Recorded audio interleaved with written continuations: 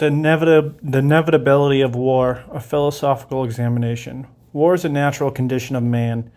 This quote from Aristotle sets the stages for our exploration. Is war truly inevitable?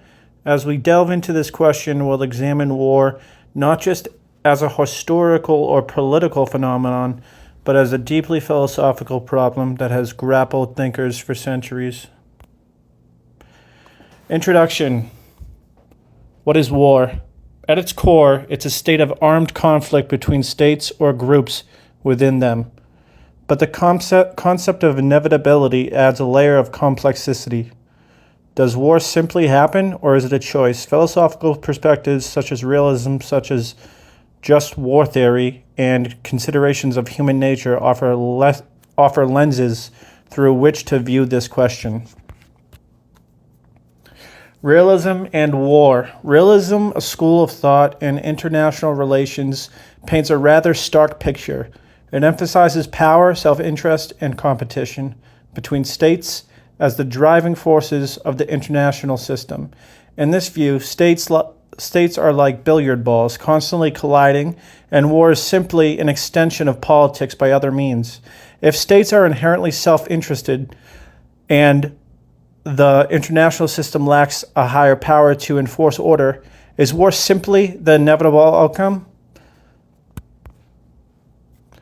Just war theory. Just war theory offers a different perspective. It doesn't ask if war is inevitable, but rather, when is it justifiable? The theory outlines criteria for a just cause, like self-defense, right intention, and proportionality. Interestingly, the very existence of just war theory implies that war is, at some level, accepted as a possibility. Why else would we need rules to govern it? Human nature and war. Here we enter a classic philosophical debate. Is war a product of our nature or nurture? Are humans inherently aggressive, as Hobbes argued, driven by competition and fear? Or are we naturally cooperative, as Rousseau believed? With war as a product of societal corruption, our views on human nature profoundly shape our beliefs about war's inevitability.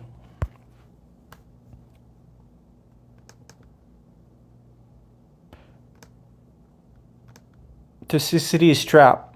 The Thucydides trap, a term coined by Graham Allison, describes the dangerous dynamic when a rising power threatens to displace an existing one. History is rife with examples from Athens and Sparta to Germany and Great Britain. Today, some argue we're seeing this pattern with China and the United States. If this theory holds, war seems less a question of if, but when. Slide 7, case studies. Why war seems inevitable. Let's bring these theories to life. The South China Sea, Taiwan, and North Korea represent flashpoints where tensions are high and the risk of conflict looms. In each case, a complex interplay of power, interests, and historical grievances creates a volatile mix. These case studies illustrate how easily the sparks of war can ignite. Arguments against inevitability. But is war truly inevitable? Many argue that it's not. The changing nature of power with economic interdependence and nuclear deterrence makes war less appealing.